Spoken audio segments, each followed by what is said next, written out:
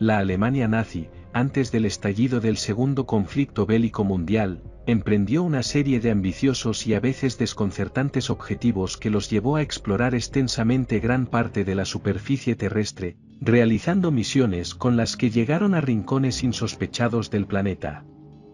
Estas expediciones fueron llevadas a cabo por la enigmática Sociedad para la Investigación y Enseñanza sobre la Herencia Ancestral Alemana, más conocida como la Sociedad Ahnenerbe.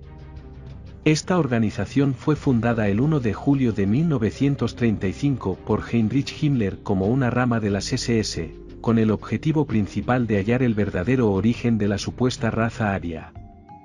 No obstante, con el paso del tiempo, sus actividades se vieron cada vez más influenciadas por corrientes esotéricas y ocultistas, y se sumergieron profundamente en el estudio de los mitos y las realidades de los diferentes territorios del planeta, buscando respuestas más allá de la ciencia convencional. Todas sus investigaciones se basaron en gran medida en los avances, hipótesis y teorías desarrolladas por la Sociedad Thule, una organización que también tenía raíces profundamente esotéricas y cuyo propósito era encontrar, a toda costa, el legendario continente perdido de la Atlántida. La Sociedad Thule creía que este mítico lugar sería la clave para justificar su especial estatus biológico y demostrar la supuesta pureza y superioridad de la raza aria.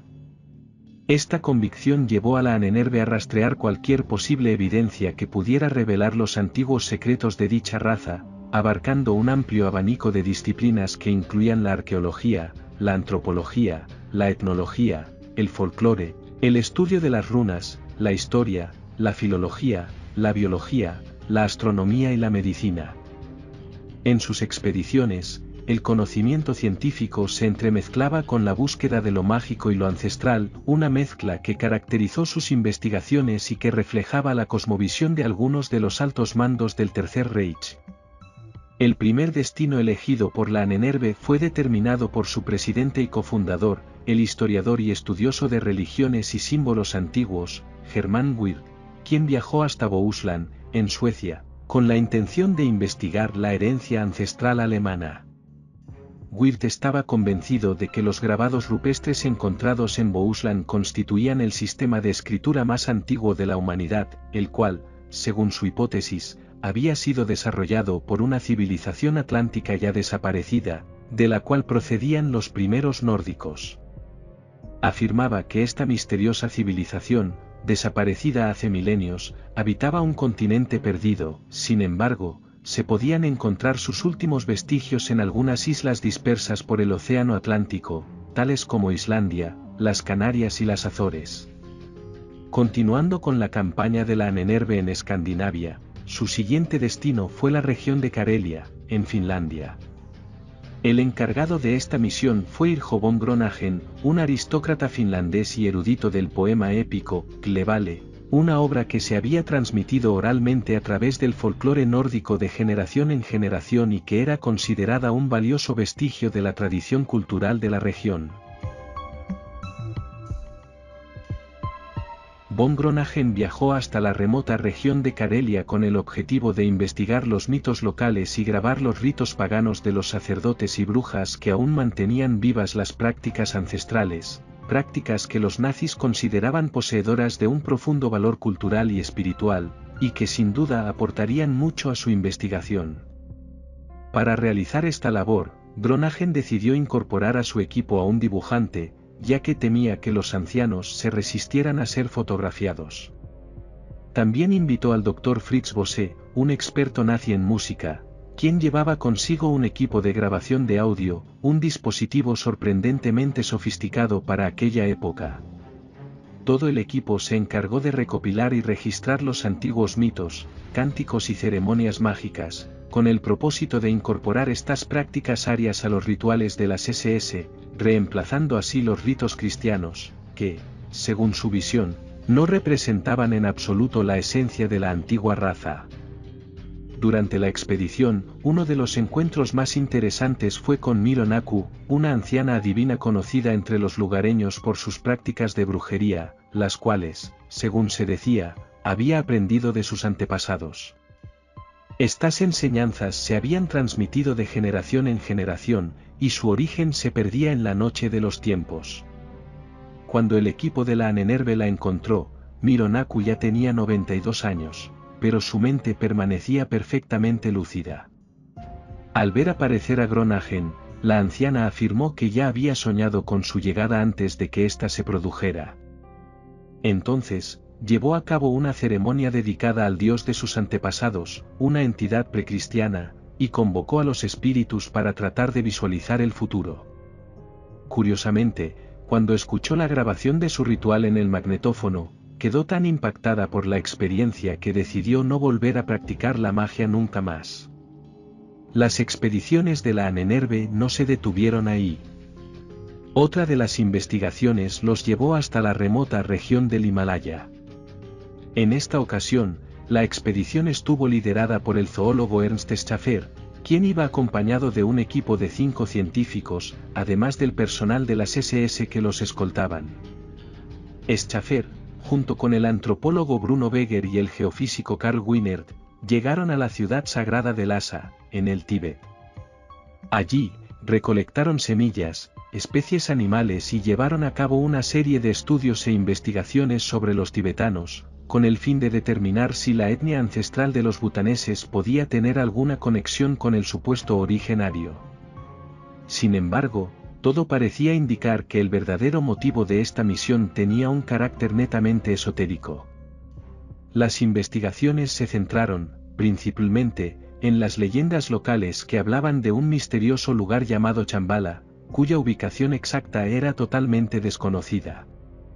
Se creía que este sitio formaba parte de un reino subterráneo denominado Agartha, del que se hablaba en los escritos de figuras como Elena Blavatsky. Algunas corrientes dentro del nazismo consideraban que el origen de su herencia genética podía encontrarse en estas ciudades legendarias, las cuales habrían terminado en el interior del planeta como consecuencia de catástrofes geológicas, y se accedería a ellas a través de túneles secretos. Las expediciones de la Ahnenerbe continuaron hasta el comienzo de la Segunda Guerra Mundial en 1939, cuando todos los esfuerzos se vieron forzosamente redirigidos hacia el conflicto bélico, y los científicos se vieron obligados a regresar a Alemania. Otra interesante investigación llevada a cabo por la Ahnenerbe tuvo lugar en 1938. Walter Bust, el orientalista alemán y segundo presidente de la organización, estaba fascinado con la llamada inscripción de Behistún, la cual narra la biografía del rey Darío, quien gobernó el imperio persa entre los años 521 y 486 a.C. Sin embargo, la principal dificultad que encontró Bust fue la imposibilidad de estudiar la inscripción de cerca, ya que ésta se halla a más de 100 metros de altura, en la roca de un acantilado, junto a un antiguo camino que conectaba las capitales de Mesopotamia y el imperio medo, Babilonia y Ecbátene. Acceder a ella era prácticamente imposible, ya que, después de ser tallada, las laderas de la montaña fueron eliminadas para preservar la inscripción de posibles atacantes. No obstante, Bust logró llevar a cabo su propósito instalando una cámara en un globo aerostático para tomar fotografías de la inscripción, que mide aproximadamente 15 metros de alto por 25 de ancho e incluye 3 versiones del mismo texto en persa antiguo, elamita y babilonio, todas escritas en cuneiforme.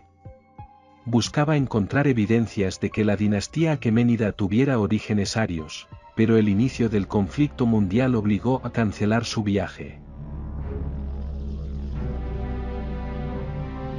Una de las investigaciones más singulares que llevó a cabo oficialmente la Ahnenerbe en busca de sus orígenes perdidos fue el viaje realizado por el arqueólogo de las SS Edmund Kiss, a la ciudad boliviana de Tiahuanaco en 1928. Es sabido que los nazis extendieron sus tentáculos por varios países de América del Sur y algunas regiones del Amazonas, pero, ¿por qué razón eligieron precisamente las ruinas de una civilización que se encontraba en un lugar tan remoto y a más de 4.000 metros de altitud? Kiss pretendía estudiar las ruinas de los templos que se ubicaban en los Andes, ya que creía que estas estructuras milenarias guardaban una estrecha similitud con los templos de piedra del otro lado del Atlántico, y consideraba que habían sido construidos por la misma gente, la raza nórdica. El arqueólogo estaba profundamente convencido de la teoría de la cosmogonía glacial de Hans Orbiger y quería demostrar que Tiahuanaco había sido, en un pasado remoto, la capital del Imperio Atlante, por tanto, la ciudad más importante de sus antepasados arios. El multifacético Artur Poznański fue uno de los mayores investigadores de Tiahuanaco, y sus teorías siguen siendo de gran interés incluso hoy, aunque se aparten de la corriente oficialista. Kiss y Poznański intercambiaron opiniones, y Kiss presentó un proyecto de investigación a la ANNRB para financiar las excavaciones en Tiahuanaco, Siyustani y otros sitios cercanos. Su intención era llevar un equipo de 20 científicos que trabajarían durante un año, explorando también el lago Titicaca y tomando fotografías aéreas de antiguas carreteras incas, que creían tenían raíces nórdicas.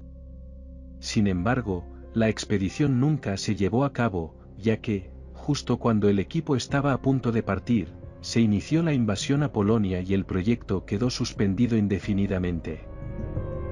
Es sorprendente que todos estos lugares fueran considerados de gran importancia científica en aquella época, y no cabe duda de que, en la actualidad, siguen siendo de interés, aunque en apariencia nadie quiera destapar lo que allí se esconde. ¿Qué hubiera pasado si todas estas investigaciones no se hubieran interrumpido? En Tiahuanaco, por ejemplo, se estima que solo se ha desenterrado un 5% de lo que podría encontrarse bajo tierra, y es muy probable que estos vestigios podrían dar respuestas a muchas incógnitas.